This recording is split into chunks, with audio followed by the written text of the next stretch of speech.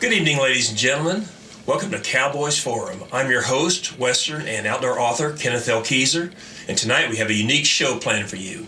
During this election year, the American public could use more common sense with a touch of humor, like was a trademark of Will Rogers in the 1920s, a man America has never needed more.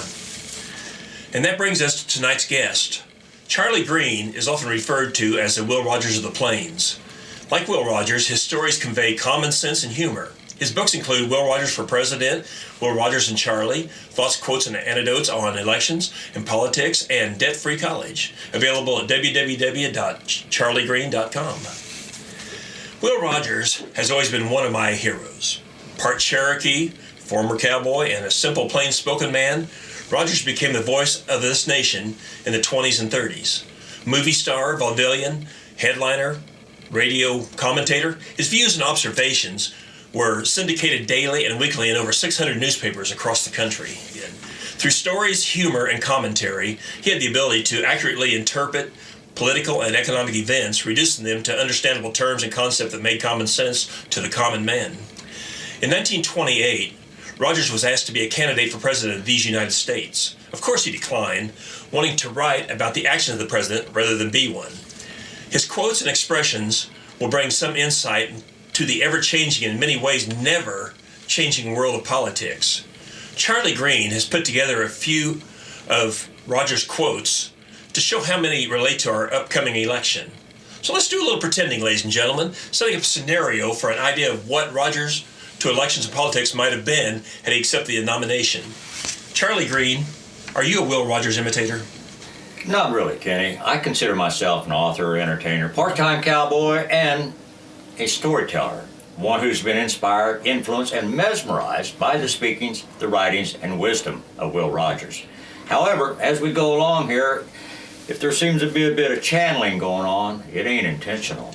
Why do you consider bringing Will Rogers to light in this day and age important?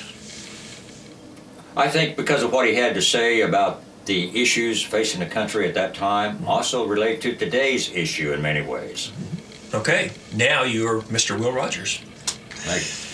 Mr. Rogers, what political party are you affiliated with? I'm not a member of any organized party. I'm a Democrat. Is there a good reason why you should be considered for a candidate as President of the United States? The hour demands a leader. The voice of the nation calls. Who am I that I should hesitate? This is a very serious moment in the destinies of the nation. The Democratic Party is locked in a stranglehold and can make no progress. My candidacy represents nothing more than the efforts of the plain people, of which I am one. It is my duty to go directly to the scene of the conflict and marshal the forces of right and justice. I do not seek this office, but respond to public demand. Another big reason why I should be nominated is I'm a Democrat. Another reason why I should be nominated is I'm not a Republican.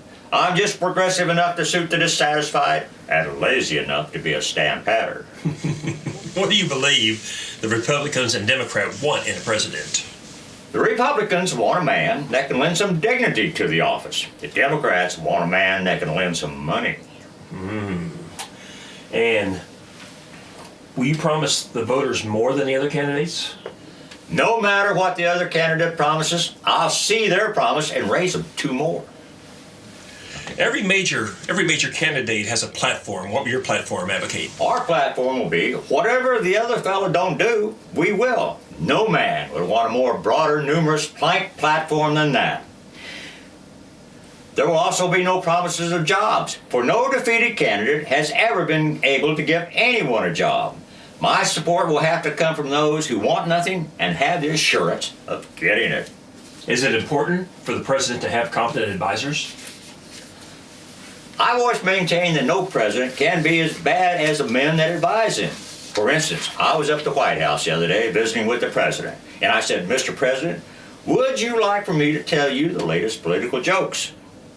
He said, you don't have to, Will, I know them already. I pointed most of them. Do you think presidents have a plan when they take office? You know, most of our presidents never went in much for plans. They only had one plan that said, boys, my head is turned. Just get it while you can. Interesting. How do you think women will react to your candidacy? We may alienate the entire female vote, but there will be no effort made for sex appeal. Of course, if it unconsciously manifests itself, we can't help it. What do you see as one of the big problems with politics? The trouble with politics, it breeds politics, so that makes it pretty tough to stamp out. The only way to do it is at the source. We got to get birth control among politicians. What does it mean when Congress talks about amending the Constitution? It means that the men who drew up this thing years ago didn't know much. And we're just now starting to get a bunch of real fellas in there who can take the old parchment and fix it up the way it should have been all these years. And I guess when they get the Constitution all fixed up, they're going to start in on the 10 Commandments, just as soon as they find somebody in Washington that's read them. Mr. Rogers, I understand you kept a diary of the United States Senate on the way they're trying to find money they've already spent that they didn't have to finance programs. What is their agenda to raise money? Monday, soak the rich. Tuesday, begin hearing from the rich. Tuesday afternoon, give the rich a chance to get richer. Wednesday, tax Wall Street sales. Thursday, get word from Wall Street, lay off us or there will be no more campaign contributions. Friday, soak the little fella. Saturday, find out there is no little fella. He's been soaked until he drowned. Sunday, meditate. Next week, same procedure, only more talk and less action. We're affected by foreign nations more so than ever before, I think. How effective are America's foreign policies? America has a particular trait that they need never fear any other nation copying, and that is, we're the only people that will go where we know we're absolutely not wanted. So are we not doing the right things? Now, if there's one thing that we do worse than any other nation, and it is to try and manage someone else's affairs. If we could just let other people alone and let them do their own fighting, when you get in trouble 5,000 miles from home, you've got to be looking for it. You know, and no matter what we do, we're wrong. If we try to help a nation, we're wrong. If we don't help them, we're wrong. There just ain't any such animal as international goodwill. It just lasts until the money you lend them runs out. All America has to do to get in bad all over the world is to start out on what we think is a good Samaritan mission. Should these countries have democratic elections like us? When we start out trying to make everyone have moral elections, why, it just don't look like we're going to have enough Marines to go around. Yeah, sadly that's true. And one other thing here is, you know, I don't care how little your country is, you got a right to run it like you want to. When the big nations quit meddling, that's when we'll have world peace. When it comes to protecting America's foreign interests, where do we begin? America has a great habit of always talking about protecting American interest in some foreign country. Protect them right here at home. We got more American interest right here than anywhere. Do you see a difference between politicians and soldiers? Ain't it funny how many hundreds of thousands of soldiers we can recruit with nerve? But we can't find one politician in a million with backbone. Ooh. Is it your position banks and bankers have been a part of our economic problems? It's not from a personal view that I'm for abolishing banks. It's just that I don't think these boys realize what a menace they are. As far as being good fellas, well, I've heard the old-timers down home in the Indian Territory talk about Jesse James and the Dalton boys on how they were the most congenial men of their day, too.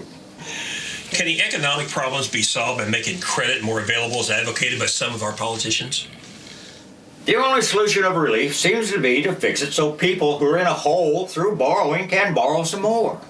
Borrowing, that's what's the matter with this world today. If no nation or individual could borrow a dime for the next 5 years, that would be the greatest 5-year plan ever invented. And I agree. Government has taken action to bail out certain Wall Street firms. Is this a worthy cause? At one time, we couldn't spell $1 billion, much less realize it or even count it. But now as a nation, we learn awful fast, and now we're working on the word trillion, which follows billion. You'll read Congress has been asked to appropriate $2 trillion to relieve the descendants of a race of people called Wall Streeters. This is a worthy cause, and no doubt this small appropriation will be made. After all, they are wards of the government. What advice would you give the investor who's considering the stock market as an investment? Every nation must have its legalized form of gambling. We have our Wall Street. Don't gamble. Take all your money and buy some good stock. Hold it till it goes up and then sell it. If it don't go up, don't buy it. Speaking of Wall Street, I heard the other day that the market took such a drop in value that Goldman Sachs had to lay off 3 congressmen. Oh, there seems to be a great concern among the average American today that major corporations and special interest groups with their lobbyists have too much influence over our elected officials. What is the best way to remedy this kind of situation? If we have senators and congressmen in Washington that can't protect themselves from these lobbyists, we don't need to change our lobbies. We need to change our representatives. Can you give us an example of big business attitude on regulation? Big business went in to see the president, and they said, "Quit trying to reform us and give us a chance to recover." And the president said, "Well, can't you reform and recover too?" And big business answered, "No, we can't do anything with a cop on every corner watching everything that we do. Give us a chance to recover first, and honest, when we're able, we will reform."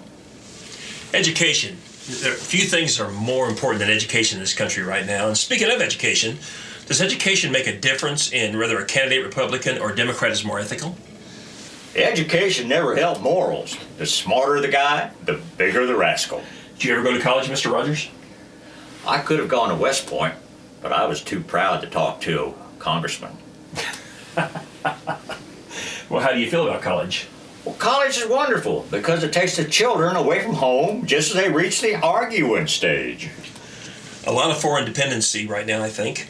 How can we reduce our dependence on the high cost of oil and gasoline, as well as eliminate traffic congestions in our cities? My solution is to pass a law that only paid-for cars be allowed to use the highways. Ooh. How's the Chamber of Commerce contribute to the illegal immigration problem? Why, the minute a fella gets into the Chamber of Commerce, he quits mowing his own grass. Does it seem like some presidents are long on courage but short on ability and skills to govern the United States? It's not a disgrace not to be able to run a country nowadays, but it is a disgrace to keep on trying when you know you can't. What is the one thing you want voters to remember about your candidacy? My word is good, and the other fellas ought to be too. Thank you, ladies and gentlemen, for tuning in to Cowboys Forum. I'm your host, Kenneth L. Kieser, and we'll see you next week.